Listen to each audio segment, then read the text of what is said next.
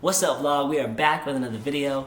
This is not a baseball video. We had an off week last week with the bananas, and so I did not film, nor did I have a weekend of baseball to film. So it's Monday night.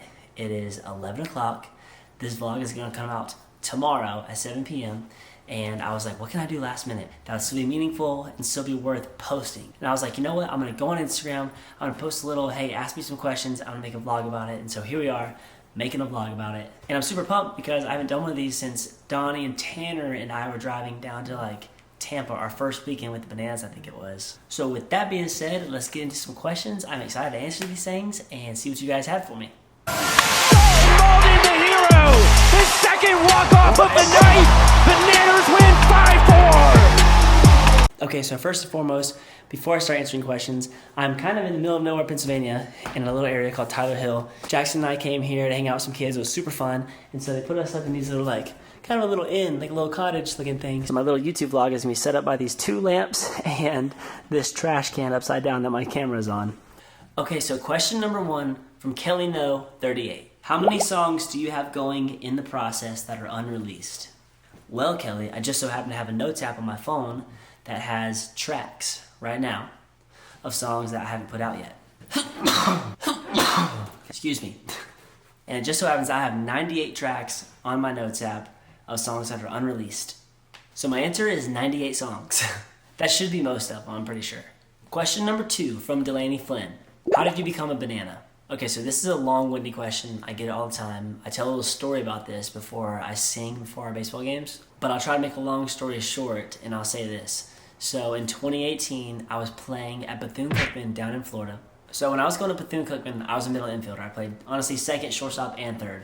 Did not pitch at all. But we had some pitchers that were getting hurt at the time, and my coach knew basically that I used to pitch in high school and that I had a pretty good arm. And he was like, Dalton, we might need some pitchers this week, so might get you a bullpen later on this week, which is where you go practice pitching, basically. And if it goes well, hopefully we'll get you into the game later on this week, if you're cool with it. And of course, I was like, yeah, I'm totally cool with it. I would love to pitch. So anyways, on Monday, I throw a bullpen, probably 25 pitches. It was way better than I thought it was going to go. But it was muscle memory, so I figured it was going to be pretty decent, but not as good as it went. And so fast forward to Thursday, we're playing University of South Florida at home. My coach came up to me, he's like, all right, Mauldin, you want to pitch in this thing? And I was like, yeah, man, let's do it. And so I was like, all right, so I go down to the bullpen, I'm warming up, and all my pitcher friends were like, hey, man, don't worry about how hard you throw, just throw strikes, because a lot of guys were getting hurt at the time, and they didn't want me to get hurt. So, the guys were just looking out for me. And so anyways, I get on the mound, I'm warming up, I feel pretty good, and they're like, hey, don't worry about how hard you throw. And so I throw my first pitch, and I was like, all right, I got more in me than that. I can throw harder than that. Then 7 pitches later, tore my UCL. Right here, which is your ulnar collateral ligament. So I couldn't practice, I couldn't play, I couldn't travel, could not do anything. So then at that point, I was like, okay, well, I was hurt. Like I said, I couldn't practice, couldn't travel, couldn't play, couldn't do anything with the team. And so every night I would go home and I would do nothing. And I had this guitar, I got it in high school, hardly ever played it. And I always loved to sing, always loved to, but never told anybody about it. Never even told my friends in high school, didn't tell my parents, nobody. But I always just loved to sing. I just had some kind of connection with music. I don't know what it was or how it started, but I just loved it. So anyways, one day I was like, you know what? I'm going to learn how to play this guitar. Because I had a computer and I had a guitar. I was like, I'm going to watch YouTube and learn how to play this guitar.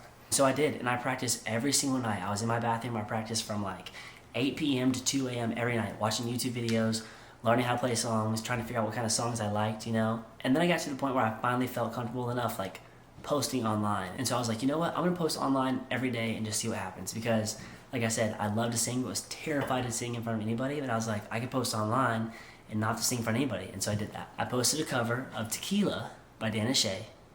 And then in 24 hours, it had 700,000 views. It blew up overnight. It was crazy. I gained 15,000 followers overnight on Twitter. It was nuts. The next day, I get a direct message from Jesse Cole on Twitter, and it says, Dalton, love what you're doing. Truly impressed with what you did on the field this past summer and what you're doing off the field, building your music career. I'm the owner of the Savannah Bananas, and I'd love to connect with you about playing in Savannah this summer. You're the perfect fit for our organization and need to play in front of sold-out crowds every night. As a former player who finished my playing career in front of just a couple of hundred fans, I wish I could go back and finish playing in front of thousands and making an impact. I love providing that to talented individuals who understand how to perform and put on a show for fans. Would love to jump on a call and see if it could be a great fit. Let me know if we can set that up. Thanks. And the rest is history. No, I'm just kidding. Actually, I told him, hey, I can't come out this summer. I would love to. Just keep in touch.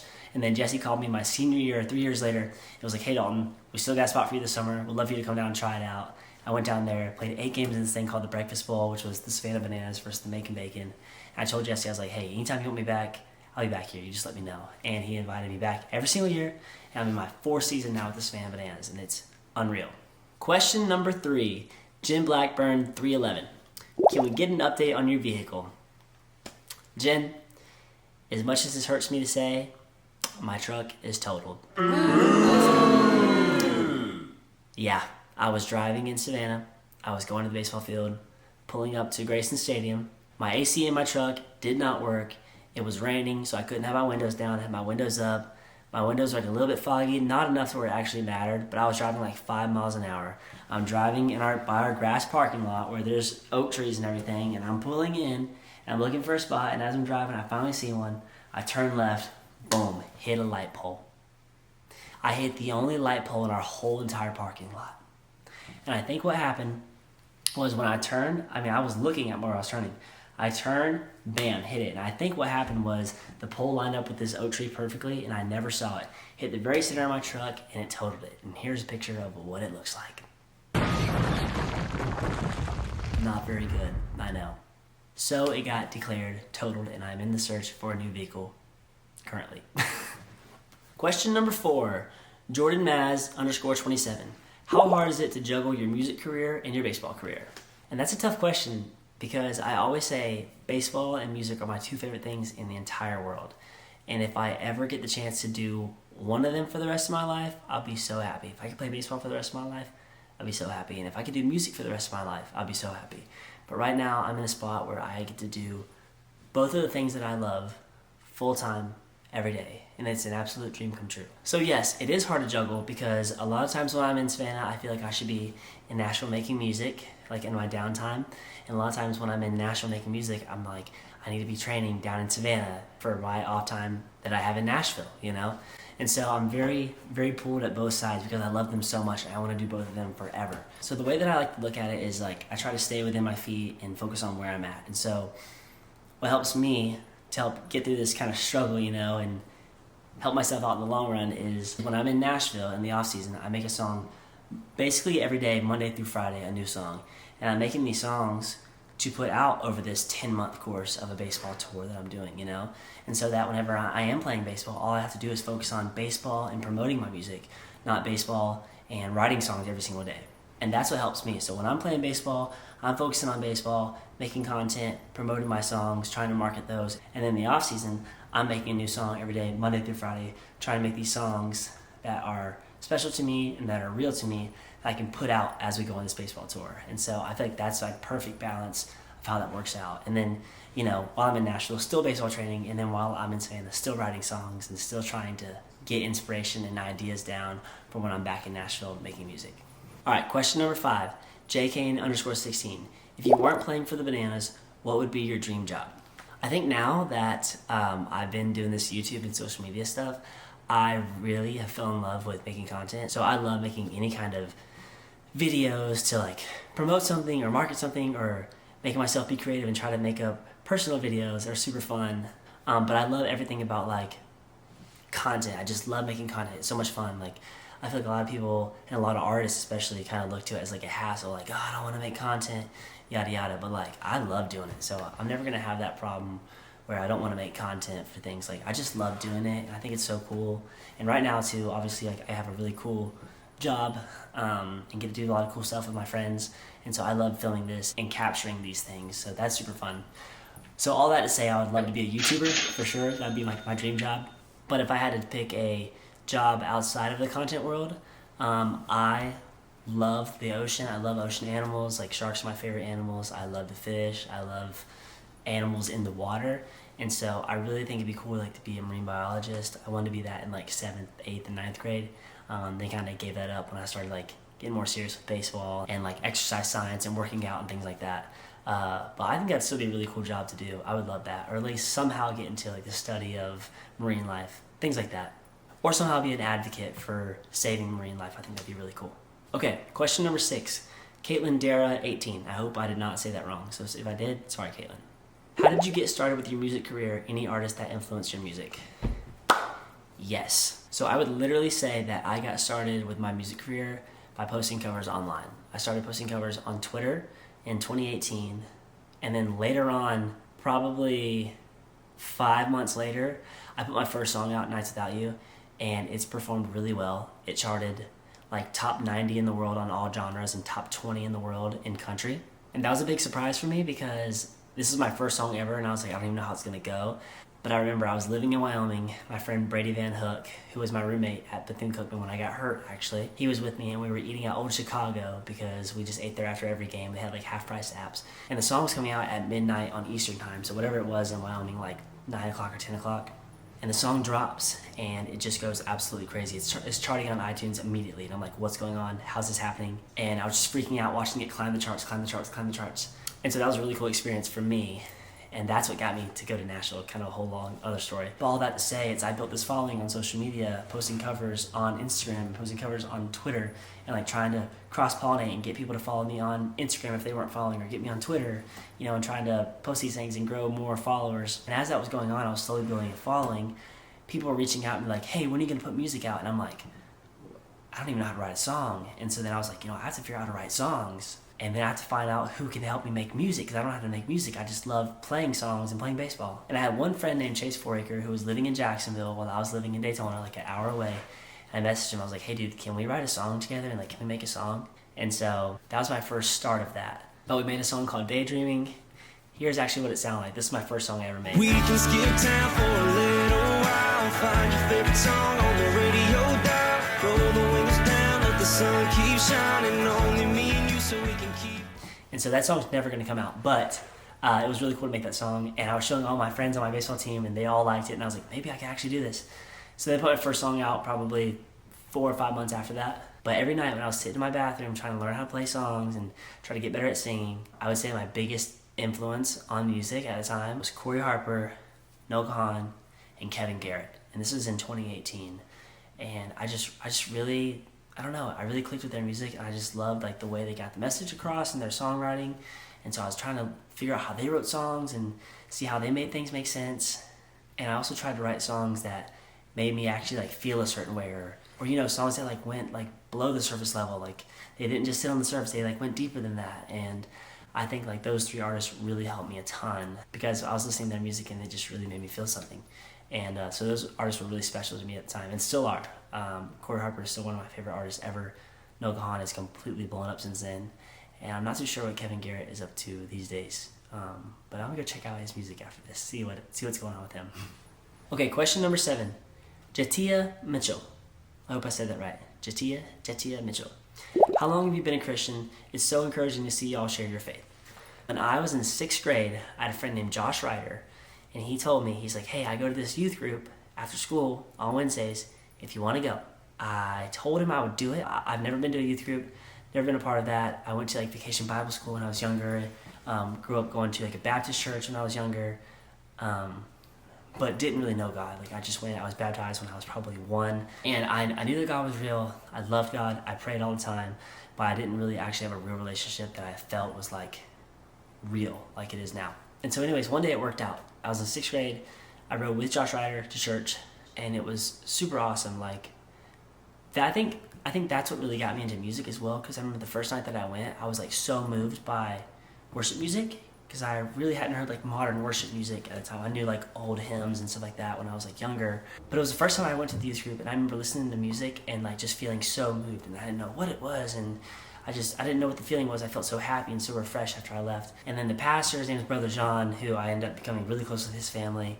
He was so kind to me, and his whole family was so kind to me. And they invited me back again. They're like, yeah, you should come back, man. And I got to know his son and his daughter and his wife. And I built a relationship with them, and I started making friends with them in church. And then a few months go by, and here I am going every single Wednesday, not missing a Wednesday. And then going every single Sunday. And then going to summer camp with the church. And I fell in love with it then. So yeah, I would say since 6th or 7th grade, that's when it really started for me. All right, question number 8 from Madsky Schweitzer. These are tough names. I hope I'm not messing these up. I think I got that one. Okay, what was your inspiration for writing Sweet Like Honey? Okay, so I remember going to the studio this day. I did not have any ideas really at all. I had like a feel that I wanted to get across as far as the vibe of the song goes, And so I was with my friend Mike and Melissa. First time meeting Melissa. This is my second or third session with Mike though. And so we're in there and we're like talking about each other. Like I'm introducing myself to Melissa. Melissa's talking to me. Mike and Melissa already know each other. I already know Mike. And then Mike's like, hey, so what's the vibe for the day? And I was like, like 2 days ago I just wrote a really sad song, but it was so beautiful and I just absolutely loved it. And then yesterday I wrote a song that was like extra happy, like, hyper pop type of vibe. And I was like, so today I would love to write something that's like, more chill, but like life is good type of thing. And Melissa was like, oh, life is good, that's cool, And I was trying to compare something to like, how is life good? Like, what is life like? And I was like, life is sweet. And then that kind of got thrown around, life is sweet. And I was like, life is sweet like honey. Like, that could be a cool little thing. And then Mike started playing, boom, boom, boom, boom, boom, boom. We looped that, and then, yeah, Sweet Like Honey kind of came about in like probably, I don't know, an hour and a half we wrote it, recorded that thing, and I knew on that day, I was like, okay, this song is sick. I love this song. And I was like, it has to come out at some point. But yeah, that was the inspiration behind Sweet Like Honey. Okay, question number 9 from MHT.EQ. Do you like Florida or Nashville better? Oh, that's a tough question. I think as I've been in Nashville longer, I realize that I'm definitely a beach boy. I'm from Florida. I love the beach. I love the ocean. I love fishing. I love being outside. I love being in the water. And I don't really get that with Nashville. I always tell everybody if Nashville had a beach, I would stay and live there forever. I would love it so much. But I've lived there since like 2018, so I've been there quite a while now. I've obviously been in Savannah for a lot of the time as well, the last 3.5 years, 4 years. But I would have to go with Florida because I miss the beach so much. If I could take Nashville and just drop it in a little beach town in Florida, oh, that'd be ideal. I would love that. But yeah, Florida. Okay, question number 10. And I was only going to do 10 questions, but I have a little special announcement at the end of this, so I'm going to make it 11. Okay, so question 10 is from my friend Catherine. Some music suggestions. What are your recent favorite discoveries? I'm just going to rant these off really quick. Number 1, Look Mom, No Hands, Zachary Knowles. Whole EP is awesome. The whole album, Love Seat by Still Woozy, an absolute jam. The EP Monochrome by Hunter Metz, one of my favorite artists ever. Every song is so beautiful. I love it. I've been listening to a lot of Wild Rivers. They are so awesome. Great stuff. And I would say The Secret of Us by Gracie Abrams. That whole album is unreal. All right, the final question. If you're still here, thank you so much for watching this. I hope this lived up to the hype of the get to know me questions type of vibe video. I know it was super last minute doing this thing, and I'm really glad we got a chance to do this because I was kind of scared I wouldn't have a video come out today. But here we go. I'd say the biggest question of the night. I have not announced this anywhere. So when y'all see this video right here, yes, this YouTube video right here, am I focused in? Yes, I am. You will be the first to know. Sierra Bullard says, what's the next song release? The next song release, it's finally done, is a song called Mean to Me, and it comes out August 23rd. And there's a pre-save link right here below in the YouTube description below. If you hit that link, pre-save the song, it'll automatically save to your downloaded songs on Spotify, and so on the day that it comes out, it'll automatically be saved. And so anyways, thanks for watching. Here's what the song sounds like. Hope you enjoy it. Hope you enjoyed the video. Thank you for watching. Peace. Love y'all. Didn't know me till you came around. Didn't know her till I hit the ground. Was